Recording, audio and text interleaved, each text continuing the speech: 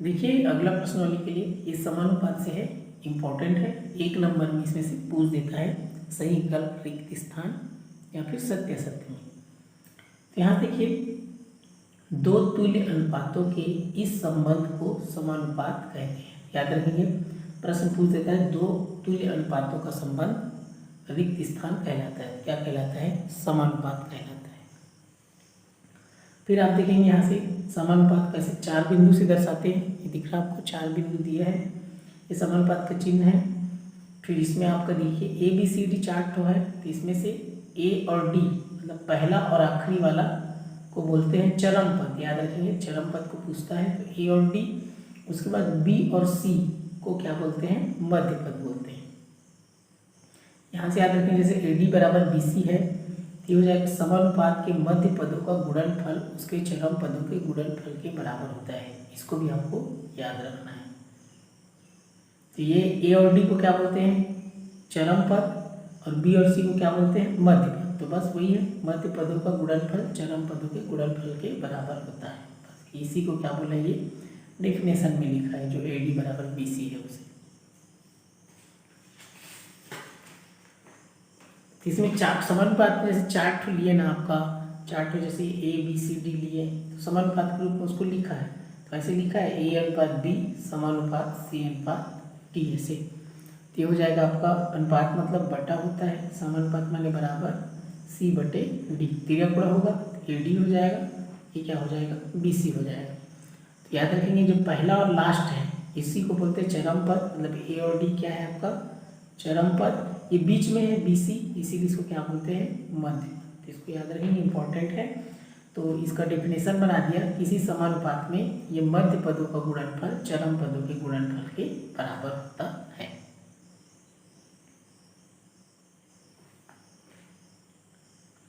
अब इसमें आप देखेंगे इसका 3 फार्मूला होता है। एक होता है मध्यानुपाती, तृतीयानुपाती, चतुर्थानुपाती। तो तीनों को समझते हैं। तो मध्यानुपाती के लिए याद रखेंगे, मध्यानुपाती इंपॉर्टेंट है, 2 नंबर में आ जाता है। तो मध्यानुपाती जो होता है आपका, यहाँ से 3 लेना है इसमें ABC। तो मध्य मतलब होता है बीच, तो ये बीच वाला हमको निकालना है, मतलब B का मान निकालना है। तो यहाँ से जो 3 रहता है ना, तो बीच वाले को 2 बार लिखते हैं। तो इसको ऐसे लिख सकते हैं, जैसे ये हो जाएगा आपका A अनुपात B अनुपात C। तो बीच वाले को 2 बार लिखेंगे, A अनुपात B समानुपात B अनुपात C।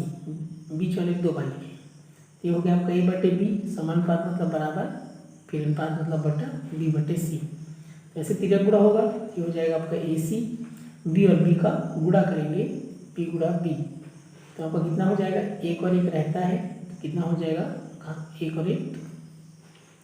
तो याद रखेंगे B² बराबर AC, और B का मान निकालेंगे। ये 2 इधर आएगा तो वर्ग क्या हो जाता है? वर्गमूल हो जाता है। इसको जमा कैसे भी लिख सकते हैं, B² बराबर AC। तो B बराबर हो जाएगा, वर्ग इधर आएगा तो वर्गमूल हो जाएगा, और सब में प्लस माइनस लग जाएगा। तो B को क्या बोलते हैं? मध्य। तो ये हो जाएगा मध्यानुपाती का फार्मूला हो जाएगा। तो 2 नंबर में पूछ देता है मध्यानुपाती ज्ञात कीजिए। कोई भी सवाल दिया रहेगा तो आप इसमें B का मान निकालेंगे, तो एक ठो को A मान लेंगे, दूसरा को C मान लेंगे, तो उसका मान निकल जाएगा इसमें रखेंगे तो। या फिर इस मेथड से भी बना सकते हैं, कोई भी सवाल को दिया रहेगा तो मध्यानुपाती क्या याद रखेंगे? B बराबर प्लस माइनस करनी AC, इसका फार्मूला है। उसके बाद देखिए तृतीयानुपाती का। तो तृतीयानुपाती भी सेम इसी प्रकार है, जैसे यहाँ लिखे तृतीयानुपाती निकालना है, मोस्ट इम्पॉर्टेंट है, इसलिए ABC। अब तृतीया मतलब तीसरा नंबर में क्या है? C। तो C का मान निकालना है। लेकिन याद रखेंगे 3 है तो बीच वाले को 2 बार लिखते हैं। तो A अनुपात B, B अनुपात C। बीच वाले को 2 बार लिखेंगे, तो A अनुपात B समानुपात B अनुपात C। ये हो गया आपका A अनुपात मतलब बटा, समानुपात मतलब बराबर, फिर B बटे C। सेम वैसे होगा, AC हो जाएगा, B और B का B² हो जाएगा। तो यहाँ से हमको मान किसका निकालना है? C का निकालना है। तो C बराबर हो जाएगा ये B², एक गुणा है तो कहाँ आएगा? भाग में। तो ये क्या है? तृतीयानुपाती का फार्मूला है। तो देखिए सेम है। अब तृतीयानुपाती निकालना है तो याद रखेंगे कोई भी प्रश्न दिया रहेगा, 2 ठो मान दिया रहेगा, तो एक ठो को अब A मानना है, एक ठो को B मानना है, तब तो C निकलेगा ना। लेकिन मध्यानुपाती में क्या करना है, एक ठो को ए मानना है, एक ठो को सी मानना है, जो सवाल दे रहा है उसको, तब बी का निकलेगा। लेकिन इसमें एक को ए मानने को बी मानना, तो सी बराबर बी स्क्वायर बटे किसका है, तृतीयानुपाती है। वैसे ही चतुर्थानुपाती निकालेंगे, तो चतुर्थानुपाती में 4 ठो लेना है, ध्यान देंगे क्या लेंगे, 4 ठो से ये चतुर्थानुपाती। तो ए बी सी डी, चतुर्थ मतलब चौथे नंबर में क्या है, डी, इसको लिखेंगे ए अनुपात बी समानुपात सी अनुपात डी। देखिए 4 ठो है, अब किसी को भी डबल करने का जरूरत नहीं है। जब 3 ठो रहेगा तो बीच वाले को 2 बार लिखते हैं। तो यहाँ से हो गया ए बटे बी बराबर सी बटे डी, तीनों गुणा होगा तो ए डी हो जाएगा बराबर बी सी हो जाएगा। हमको मान किसका निकालना है, डी का, तो डी बराबर हो गया बी सी, ए कहाँ आ जाएगा नीचे। तो ये क्या है, चतुर्थानुपाती का फार्मूला है। अब देखिए जो प्रश्न दिया रहेगा उसमें 3 ठो मान दिया रहेगा, कुछ ही मान दे दिया रहेगा, उसको निकालना है आपको। मान लीजिए 2 3 4, तो एक को ए मानना है, एक को बी मानना है, एक को सी मानना है, उसको इसमें रख देंगे तो डी का मान निकल जाएगा। अगर मध्यानुपाती में बोलेगा तो कुछ ही मान दे दिया रहेगा, मान लीजिए दे दिया रहेगा एक ठो को 4, एक ठो को 2 दिया रहेगा, एक ठो को 8 दे दिया रहेगा, तो एक को ए मानना है, एक को सी मानना है, इसमें रख देंगे, फिर बी का मान निकल जाएगा। इसी में तृतीयानुपाती मान लीजिए दिया रहेगा, एक ठो को 4 दिया है, एक ठो को 2 दिया है, तो क्या करना है, एक को मान लीजिए इसमें दिया रहेगा 2 और 4 कुछ भी दिया रहेगा, एक को ए मानना है, एक को क्या मानना है, आपको बी मानना है, तब सी का मान निकलेगा। तो मोस्ट इम्पॉर्टेंट है मध्यानुपाती, तो मध्य बी में है तो बी को बोलते हैं, तृतीयानुपाती किसको बोलते हैं, सी को बोलते हैं, और चतुर्थानुपाती डी को। तो ये खाली स्थान में ही पूछ देता है रिक्त स्थान में, तो पूरा आपको फार्मूला को लिखना है, मध्यानुपाती, तृतीयानुपाती, चतुर्थानुपाती का। इसे 2 नंबर का सवाल भी पूछ देता है। देखिए एग्जाम्पल 9, ये दिया है 7 3 21 का चतुर्थानुपाती राशि पता करें। तो ये बिना फार्मूला का बनाए हैं, अनुपात लगा के, आप फार्मूला लगा कर भी इसको बना सकते हैं। जैसे ये आपको दिया है ये 7 3 21, तो ये तो इस प्रकार अनुपात से भी बनाए हैं, इसको अनुपात करके। तो अनुपात में आप जैसे इसको बनाएंगे तो ये हो गया आपका, जैसे ये 7 लिखे, 3 लिखे, 21 लिखे, तो चौथा को आपको क्या मानना पड़ेगा, डी। डी के बदले इसमें एक्स माना है, एक्स भी मान सकते हैं। मान लीजिए हमने डी माना, तो यहाँ से चलिए एक्स ही मान लेते हैं। ये क्या होगा, 7 अनुपात 3 समानुपात 21 अनुपात एक्स, 4 हो गया, चतुर्थानुपाती मानना पड़ेगा एक्स। ये हो गया 7 बटा 3 समानुपात मतलब बराबर, फिर 21 बटा एक्स, ऐसे 3 गुणा होगा, ये हो जाएगा आपका क्या होगा, 7 गुणा एक्स बराबर 21 गुणा 3। अब एक्स का मान निकालेंगे, तो 21 गुणा 3 हो गया, 7 कहाँ है, गुणा है तो भाग में, तो यहाँ से हो जाएगा 7 तिया 21, तो एक्स बराबर हो गया 3 गुणा 3, तो 3 तिया 9। क्लियर हुआ। अब इसी जैसे आपको फार्मूला से बनाना है, तो क्या दिया है, 7 3 21, तो एक को मानेंगे, एक को बी, ये सी, तो डी हमको निकालना है।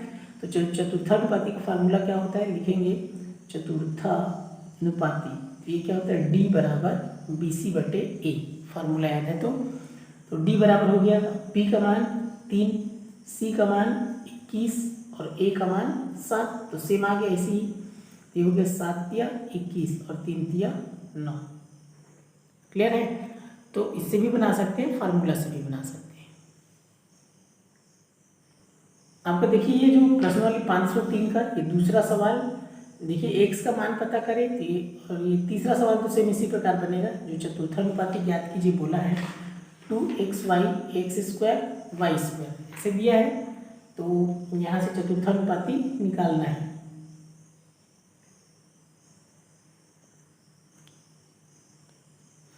तो यहाँ से देखिए चतुर्थानुपाती निकालना है, ये हल करेंगे तो मान सकते हैं, अब इसमें एक्स नहीं मानेंगे, चतुर्थानुपाती जिसमें एक्स वाई दिया है उसमें एक्स नहीं मानना है, मान सकते हैं माना चतुर्थानुपाती डी है, तो जो दिया है उसको नहीं मानना है, अगर एक्स वाई नहीं दिया है तब उसमें एक्स मानना है। तो यहाँ से क्या हो जाएगा, देखिए 2xy ये दिया है एक्स स्क्वायर वाई स्क्वायर, चौथा क्या हो गया आपका डी हो गया।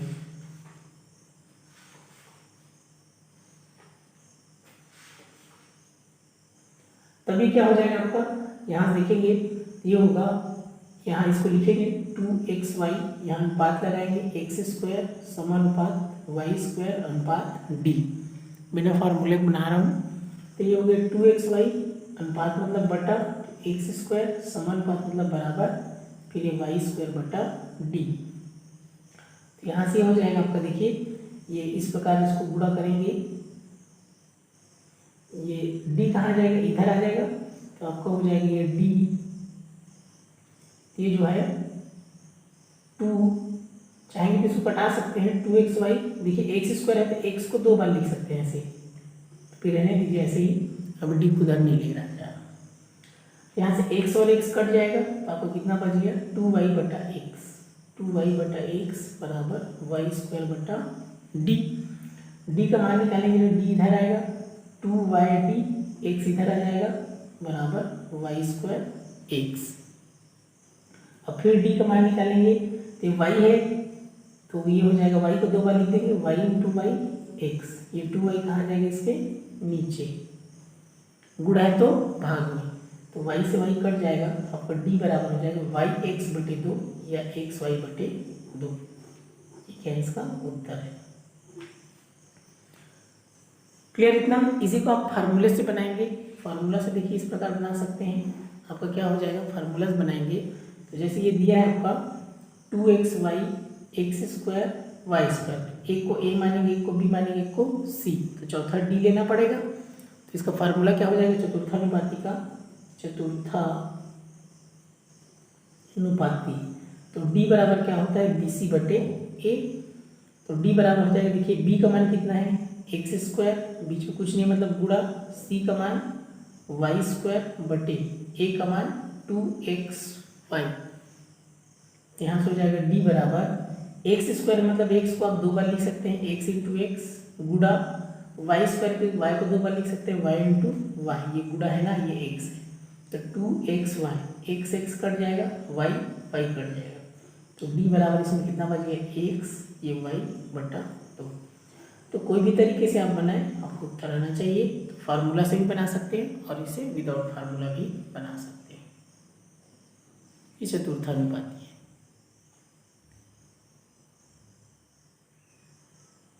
इसी में देखिए प्रश्न दूसरा सवाल, यदि 14:35 समानुपात 16:1 हो तो x का मान पता करें। ऐसे ऑलरेडी x दिया है, इसमें हम मानने की जरूरत नहीं है, ये डायरेक्ट क्या हो जाएगा, ये हल हो जाएगा आपका, इसको सीधे तौर पे हल कर सकते हैं आप। प्रश्न तीसरा को ऐसे ही आप हल कर सकते हैं, जैसे ये आपका दिया है दूसरा, तो दूसरा को जैसे ये लिखेंगे, ये हो गया आपका 14:35 समानुपात 16:1, तो ये क्या हो जाएगा, 14 अनुपात मतलब बटा, समानुपात मतलब बराबर, फिर 16/x। तो यहाँ से क्या हो जाएगा, आप चाहे तो इसको कटा सकते हैं, 7 दूनी 14, 7 पंचे 35, ये 2/5 बराबर 16/x। यहाँ से तिला गुणा करेंगे, x इधर आ जाएगा, 5 इधर आ जाएगा, 2 गुणा x बराबर 16 गुणा 5, x का मान निकालेंगे, 2 गुणा है तो भाग में आएगा, तो ये इसके भाग में आ जाएगा, 2 गुणा है तो भाग में, तो 2 अट्ठे 16, अब x बराबर 8 गुणा 5 बचा, तो 8 पंचे कितना हो जाएगा, 40। ये क्या है, इसका उत्तर है। क्लियर हुआ? तो ये जब भी पहले से ऐसे दिया रहेगा चार्ट हो, तो डायरेक्ट आपको ऐसे बटा और बराबर करना है, फिर उसको तिरा गुणा करके हल कर लेना है। लेकिन जिसमें 3 तो दिया है, चतुर्थानुपाती निकालने के लिए बोलेगा, तो उसमें चौथा आपको मानना पड़ेगा, d x y z कुछ भी मान लेना है, फिर बनाना है। लेकिन x y पहले से दिया है, तो उसमें x नहीं मानना है, ध्यान देंगे।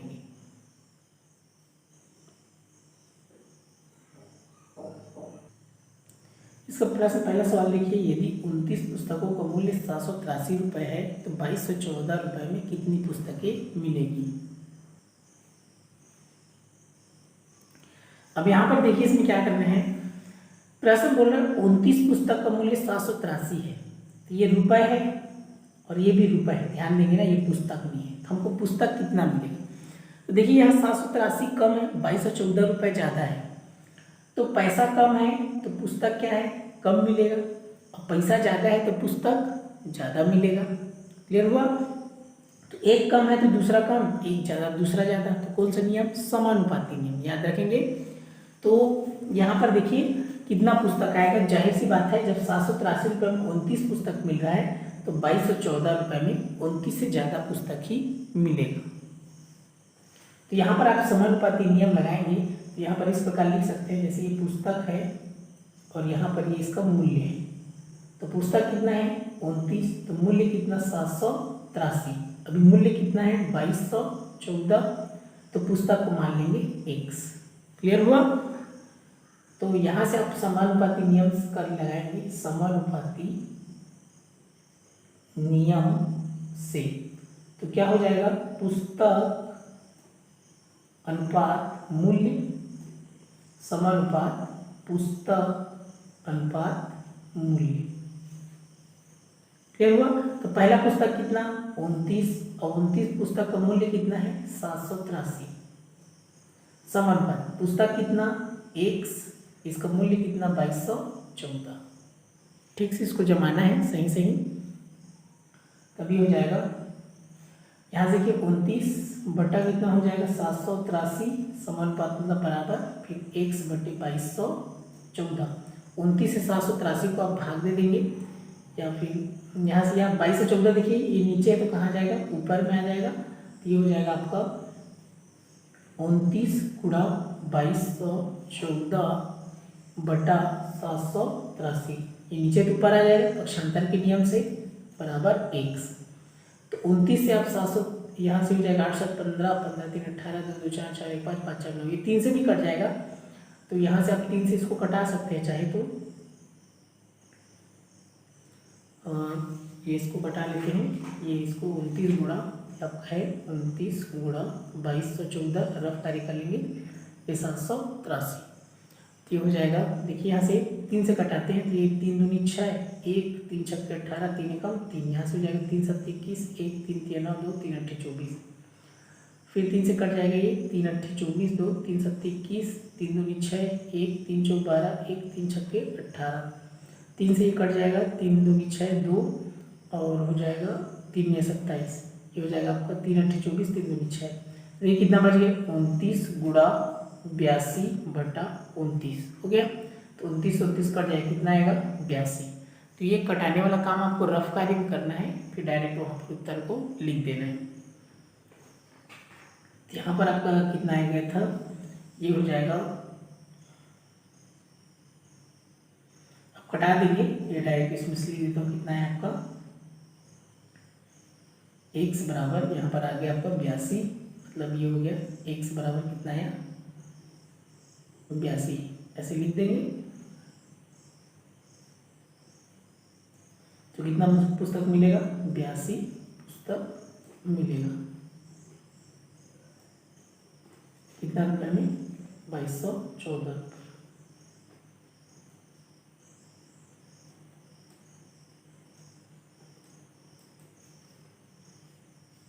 एक है इसका उत्तर है।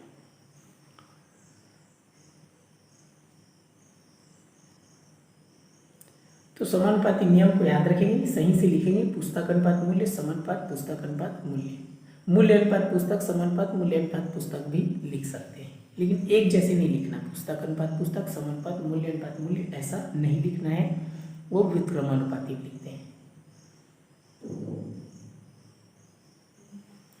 तो ध्यानपूर्वक बनाएं, इसमें से मोस्ट इंपॉर्टेंट है मध्य अनुपाती, तृतीय अनुपाती, चतुर्थ अनुपाती, इस टाइप का सवाल आता ही है।